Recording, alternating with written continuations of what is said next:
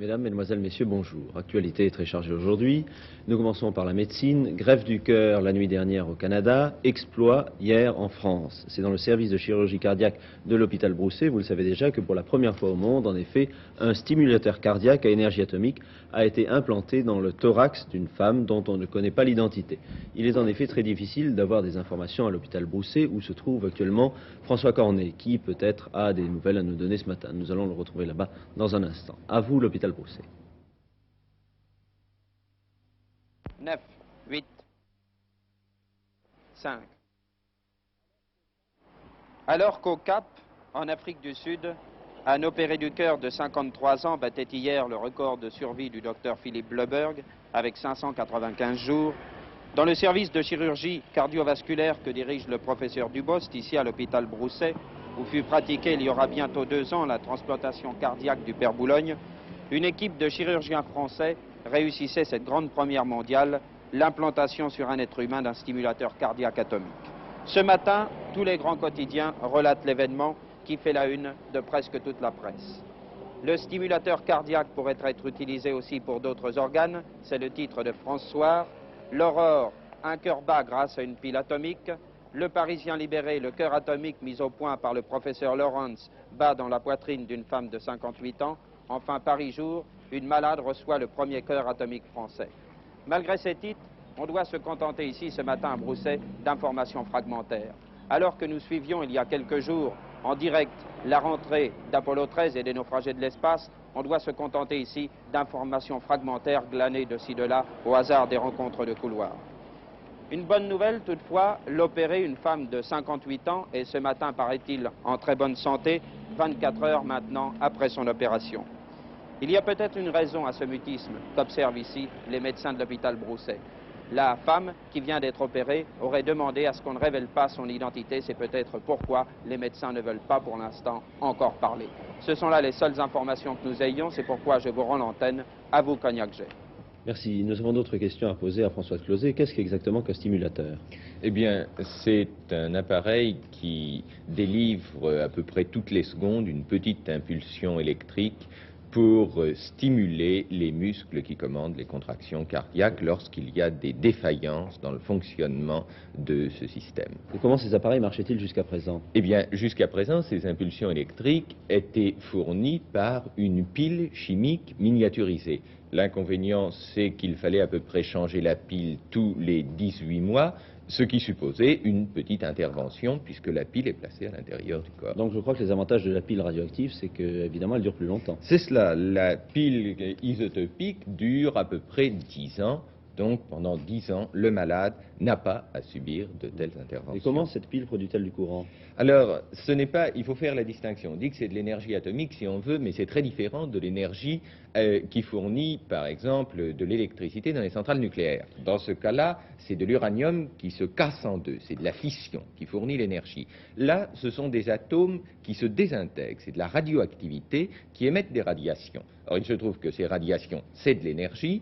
Il y a des systèmes, des convertisseurs, sont des thermocouples, si vous voulez, qui reçoivent cette énergie et qui fournissent de l'électricité. Est-ce qu'il y a un danger de radioactivité? Bien, évidemment, par définition, il y a une source radioactive. Mais il faut bien voir que tous les corps radioactifs n'émettent pas les mêmes radiations. Il y a des neutrons, il y a des radiations alpha, bêta, gamma, etc. Et dans ce cas précis, il s'agit de radiation alpha, parce qu'il s'agit de plutonium-238. Et on a bien fait attention de choisir un corps qui émet des radiations alpha, car ce sont des particules lourdes qui sont faciles à intercepter. C'est-à-dire qu'il suffit d'isoler la source, dans ce cas précis avec du platine, et on a vraiment un taux très très faible de radioactivité. En l'occurrence, il semble qu'en 10 mois de fonctionnement, la radioactivité qui se dégage est inférieure à la dose que l'on reçoit avec une seule radioscopie aux rayons X. Merci beaucoup. Nous passons maintenant à la politique internationale.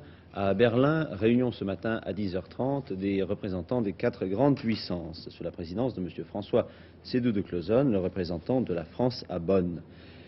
Les ambassadeurs reprennent les entretiens qu'ils ont entamés le 26 mars dernier en vue d'apporter une solution au problème que pose la division de Berlin et également en vue d'apporter peut-être une solution à la division elle-même. Nous passons à l'Extrême-Orient. Les anciens généraux qui participèrent au coup d'État contre le président Ngo Dinh Diem au Sud-Vietnam se sont réunis ce matin pour étudier la grave situation existante à Saïgon. Je les cite. Participe également à cette réunion le général Duong Van Minh, le héros de la révolution de novembre 63 qui renversa le régime Diem et que vous voyez sur cette photo. À l'ambassade du Cambodge, toujours à Saïgon, les étudiants qui manifestèrent contre les massacres de Vietnamiens sont retranchés dans le bâtiment depuis vendredi dernier. Et ce matin, ils ont utilisé pour la première fois des cocktails Molotov contre la police. Une délégation officielle sud-vietnamienne est arrivée ce matin à Phnom Penh afin d'étudier la situation de la minorité vietnamienne au Cambodge et organiser le rapatriement des Vietnamiens qui désireraient regagner leur pays.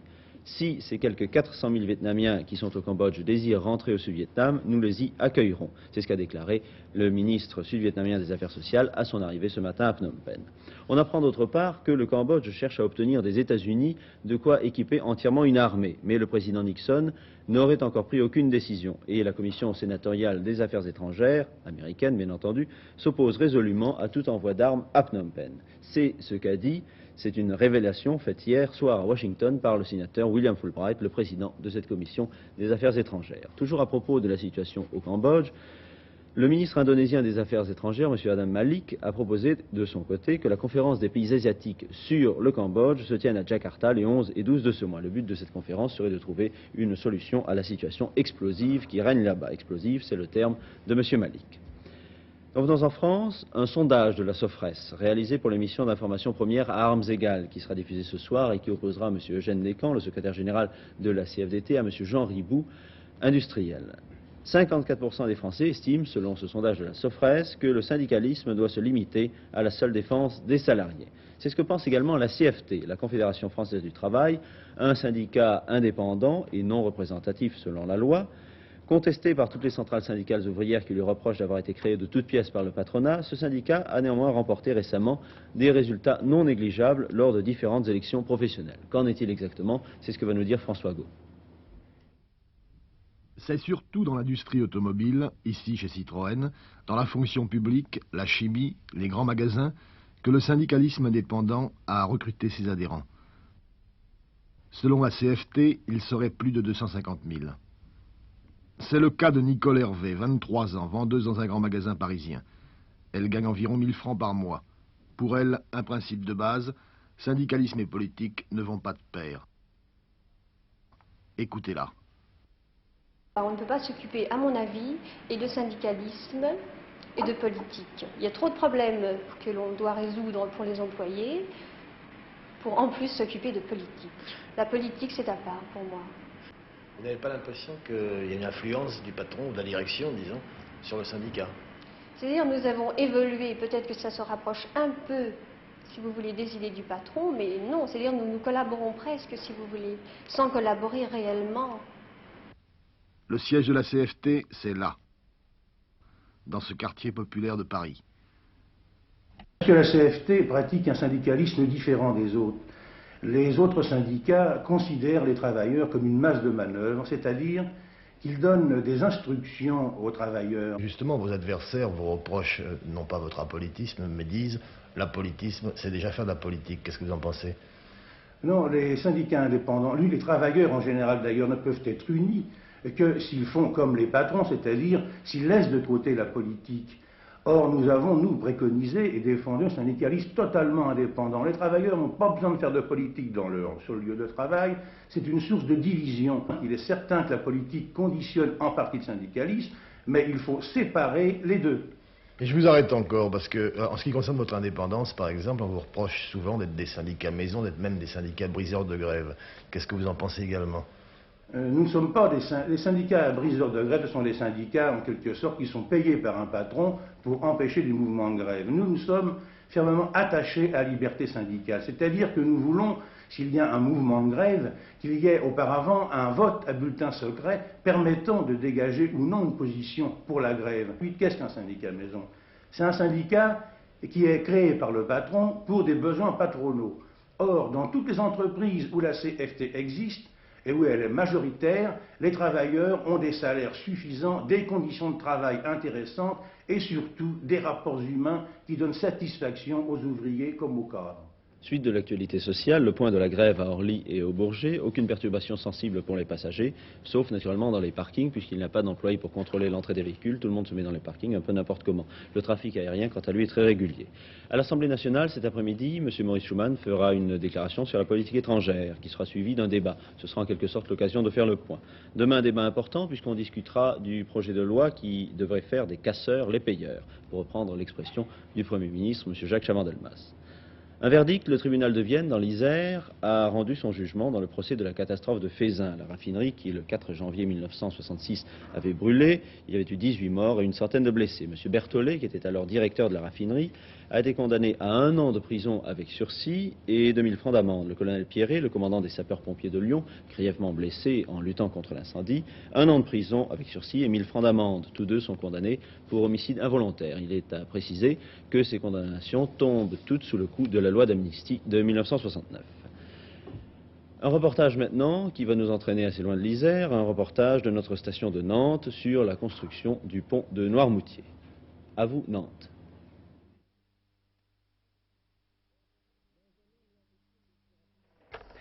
Dans un an, Noirmoutier ne sera plus une île. Depuis septembre dernier, les hommes et les machines construisent le pont qui, en mai 71, prendra le relais du Gois, seule voie d'accès à l'île. Actuellement, ce Gois ne peut être emprunté que 2 fois par jour à marée basse et pendant 3 heures. Le pont qui le remplacera sera long de 583 mètres, 9 travées de 55 mètres et une travée centrale de 88 mètres. Sur 3 voies d'une largeur totale de 10,50 mètres, les automobilistes rouleront à 27 mètres au-dessus des eaux. Nouveau moyen d'accès, ce pont permettra également d'amener des lignes électriques, des lignes téléphoniques et des conduites d'eau potable, ce qui est particulièrement important lorsque l'on sait que l'île manque d'eau tous les étés. Voilà pourquoi nombreux sont les Noirmoutrins qui se réjouissent de la construction de ce pont.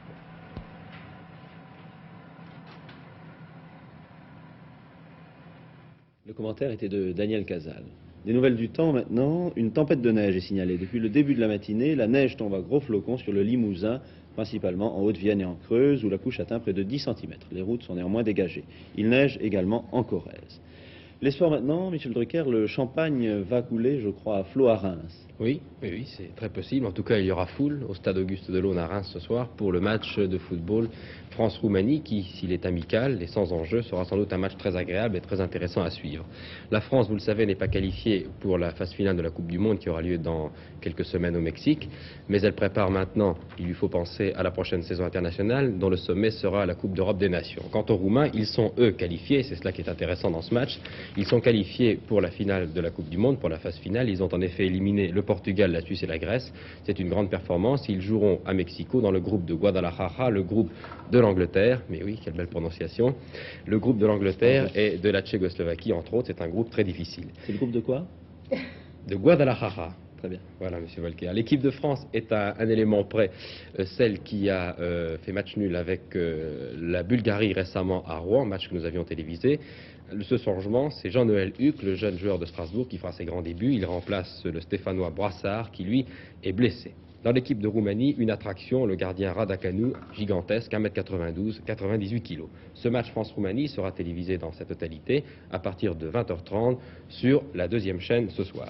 Et pendant ce temps, à Bucarest, ce sont les espoirs français et les espoirs roumains qui s'affronteront à Bucarest où il fait 30 degrés.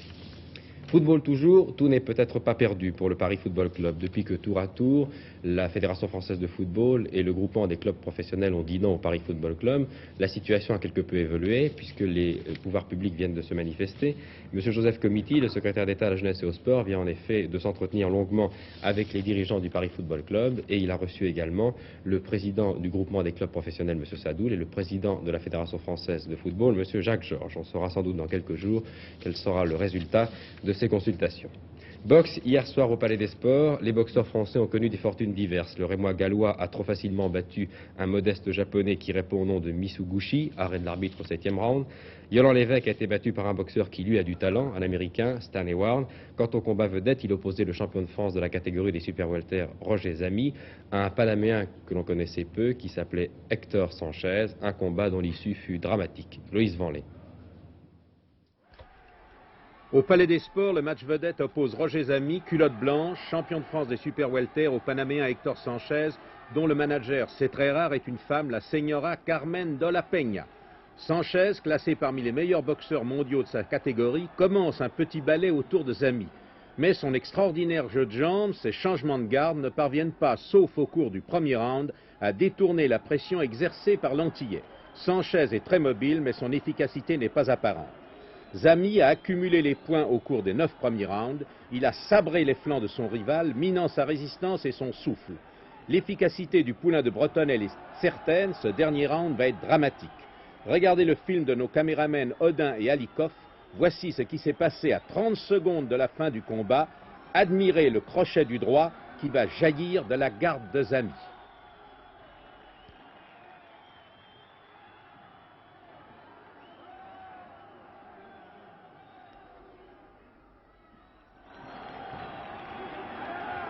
Sanchez a été littéralement foudroyé par ce crochet du droit au visage qui a soulevé l'enthousiasme du public. Zami vient de bouleverser le classement mondial de la catégorie. Une grande vedette est née.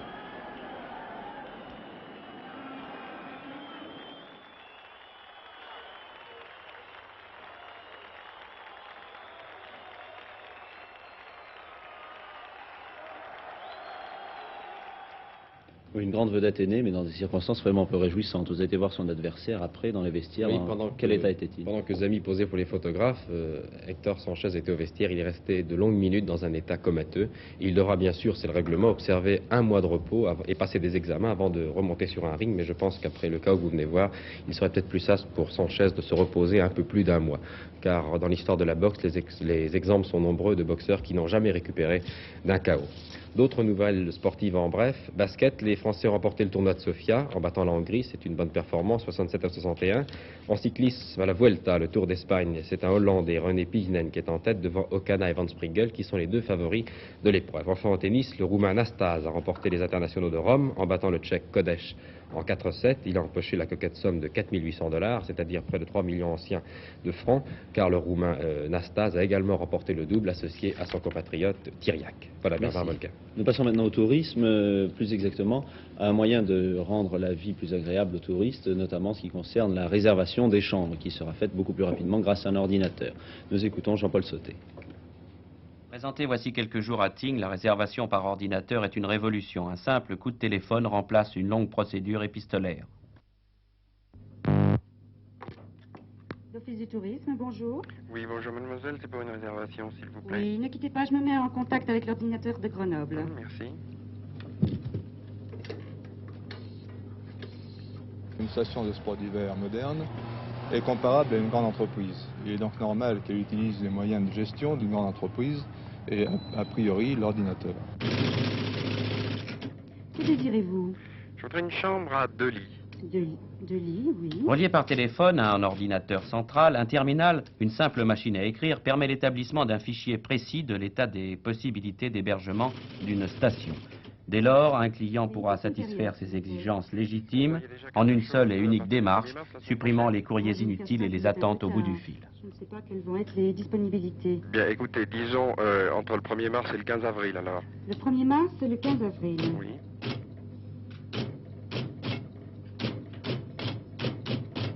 Actuellement, un client qui veut passer quelques jours dans une station de sport d'hiver est obligé la plupart du temps de téléphoner à 4, 5, 6 hôtels différents pour arriver à trouver une chambre correspondant à ses exigences. Il y a des stations qui refusent des clients parce qu'elles ne savent pas quel est le parc d'hôtels, de logements disponible à un instant donné.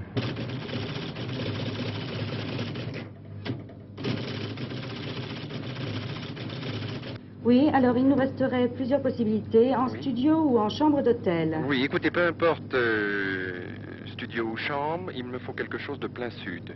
Alors dans ce cas-là, nous n'aurions plus qu'un studio en catégorie A du 1er au 10 avril. Oui. Au prix de 500 francs. Eh bien écoutez, ça me convient parfaitement, je le retiens. Il y a beaucoup de stations de sport d'hiver avec beaucoup de clients susceptibles d'y venir. Je pense que la solution idéale serait d'avoir aussi bien à Paris qu'à Lyon, enfin dans l'ensemble des grandes villes, des entreprises de voyage, de tourisme relié à ces fichiers centraux, est capable de faire la réservation pour n'importe quelle station, pour n'importe quel client et dans le temps le plus bref, c'est-à-dire sur le coup de téléphone du client. Une méthode déjà largement utilisée dans d'autres pays. Michel Drucker, justement, nous étions Oui. dans une station de sport d'hiver, vous avez une nouvelle qui concerne le ski. Une nouvelle importante, vous vous souvenez qu'il y a quelques jours, à Information Première, nous avons annoncé que René Sulpice, le directeur de l'équipe de France masculine de ski, avait démissionné. Eh bien, René Sulpice est revenu sur cette décision, c'est une nouvelle qui tombe à l'instant. Le colonel Crespin, le directeur de la jeunesse et des sports, a reçu il y a une heure M. Martel, le président de la Fédération française de ski, et M. René Sulpice, le directeur de l'équipe de France masculine, avec lesquels il s'est entretenu des problèmes du ski français. Et à l'issue de cet entretien, dit le communiqué, M. Sulpice a décidé de continuer à assumer sa charge de directeur de l'équipe de France masculine. Voilà donc une affaire qui se termine bien. Eh bien, nous passons la parole à Jacqueline Alexandre. Bien comme chaque mardi, nous avons aujourd'hui une chronique juridique. D'après le courrier important que nous recevons, nous sommes aperçus que bon nombre d'entre vous ont de graves problèmes de succession. Et nous avons voulu en savoir davantage. C'est pourquoi Christiane Delacroix a rencontré un avocat à la Cour de Paris. Maître, dans le courrier qui parvient au secrétariat de l'Ordre des avocats, vous avez relevé de très nombreuses lettres qui font état de problèmes de succession et de droits en telle matière. En fait, les droits à la succession sont différents selon que vraiment un testament a été fait ou pas. Les droits sont très différents et il est indispensable de faire soit un testament, soit une donation au dernier vivant lorsqu'il s'agit de droits entre époux. Alors justement, il y a une confusion dans l'esprit de nos téléspectateurs. Quelle différence y a-t-il entre testament et entre donation? Je sais que la confusion est fréquente et notamment les personnes se demandent si elles doivent aller chez un notaire ou non. Pour une donation, il est absolument indispensable de la passer devant notaire. Un testament peut se faire, nous disons, holographe, c'est-à-dire manuscrit, mais les causes de nullité sont aussi fréquentes que je conseille vivement pour cette formalité également indispensable de passer devant notaire. Bien, voici une lettre d'une téléspectatrice qui a épousé un veuf avec 2 enfants. Elle demande si elle peut avoir des droits sur un immeuble appartenant à la communauté du premier mariage. Non, en principe. La communauté du premier mariage s'est trouvée liquidée au décès de la femme et appartenait à ce moment pour moitié aux enfants du premier mariage et pour moitié au mari. Et cet immeuble n'est pas entré en communauté du deuxième mariage. Mais le mari peut parfaitement faire un testament ou une donation en faveur de sa femme de la quotité disponible, c'est-à-dire dans le cas qui nous intéresse d'un tiers en toute propriété. Voici le cas d'une jeune fille dont le père remarié est mort dans un accident 24 heures avant sa seconde femme, à qui il avait d'ailleurs fait une donation au dernier vivant. Quels sont ses droits? Eh bien, cette jeune fille était héritière réservataire. Le père n'avait donc pas pu léguer la totalité de ses biens. De par la communauté, la femme a hérité automatiquement de la moitié des biens, et comme héritière réservataire, la fille a droit à la moitié de la communauté du mari, c'est-à-dire la moitié de la moitié, en quelque sorte. Voici maintenant le cas des enfants naturels. Il s'agit d'une grand-mère qui nous écrit, dont la fille a eu des enfants naturels. Elle voudrait léguer une chambre qui lui appartient à l'un de ses petits-enfants. Comment peut-elle agir? Ce petit-fils, si j'ai bien compris votre question, est l'enfant naturel de la fille de cette téléspectatrice. Oui. Il n'y a aucun droit, aucun lien entre le petit-fils naturel et la grand-mère. C'est un étranger. Elle peut donc faire une donation ou un testament dans la limite de la quotité disponible, mais cet enfant, malheureusement, réglera les droits de succession d'un étranger. Maintenant, un cas assez général. Que peut faire un mari pour que sa femme soit protégée s'il vient à disparaître en cas de mésentente avec leurs enfants? Le problème le plus grave est celui de l'habitation, car il ne faut pas évidemment que la femme, en cas de mésentente, se trouve privée de son habitation. Le plus simple est que le mari fasse une donation au dernier vivant et une donation de la totalité des biens en usufruit. La femme ainsi aura la jouissance des biens du mari et les enfants auront ce que l'on appelle la nue propriété. Maître, je vous remercie. Des nouvelles du monde de l'économie maintenant, qui nous viennent des États-Unis d'Amérique. Le marasme s'accentue à Wall Street, la plus grande bourse des valeurs du monde, qui n'était jamais tombée aussi bas, où les cours n'étaient jamais tombés aussi bas depuis 1963. L'indice des valeurs industrielles a perdu lundi 12,14, qui s'ajoute à des baisses du même ordre la semaine dernière.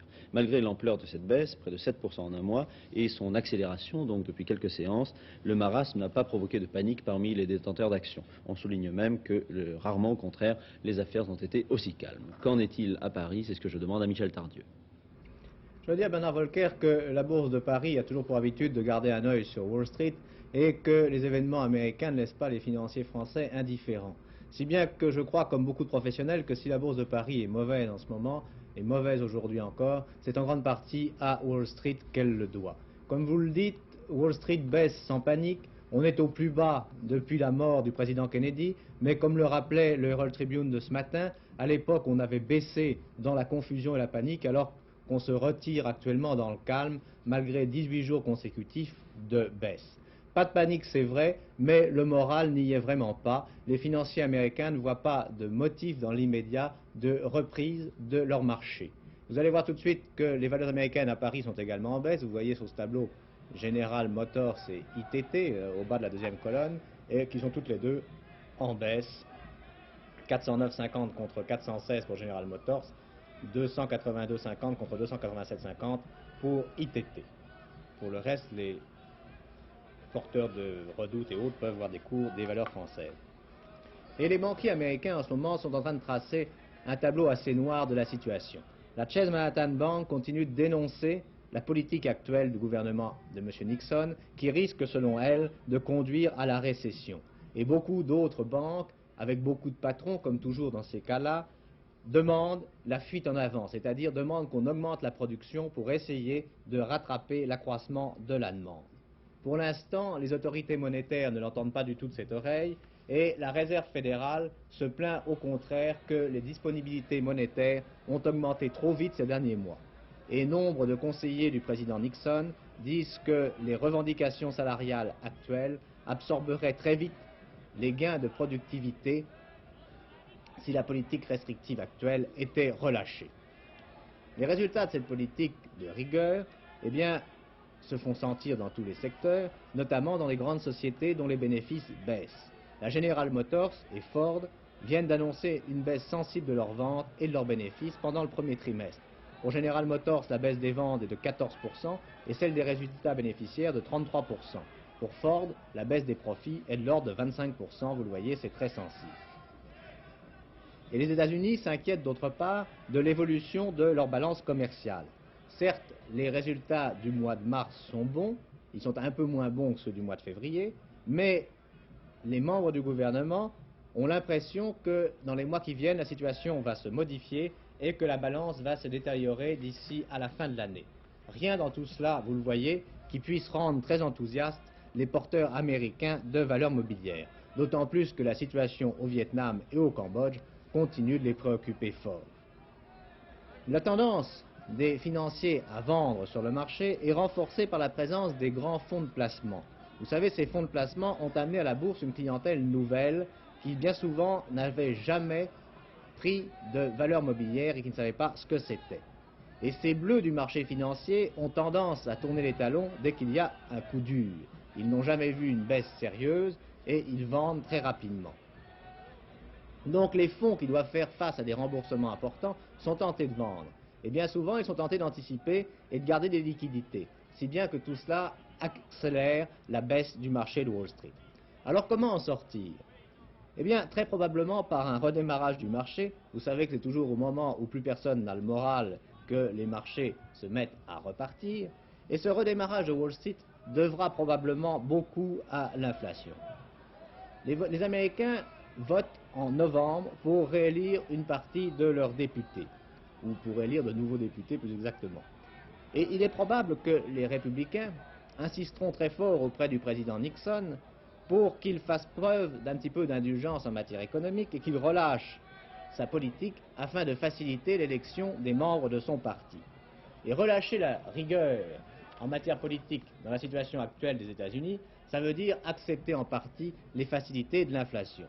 Il semble en effet probable que, sauf discipline exceptionnelle des salariés, les Américains connaîtront toujours l'inflation pendant les mois d'été qui viennent.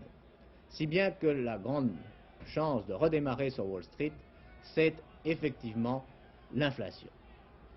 Sur le marché de l'or, vous le voyez, eh bien, on est indécis, le lingot regagne un petit peu de terrain et les pièces sont irrégulières. En revanche, le Pinet qui avait apporté beaucoup de déboires ces derniers temps à ses supporters, repart de l'avant, il gagne 1,30 franc à l'heure actuelle.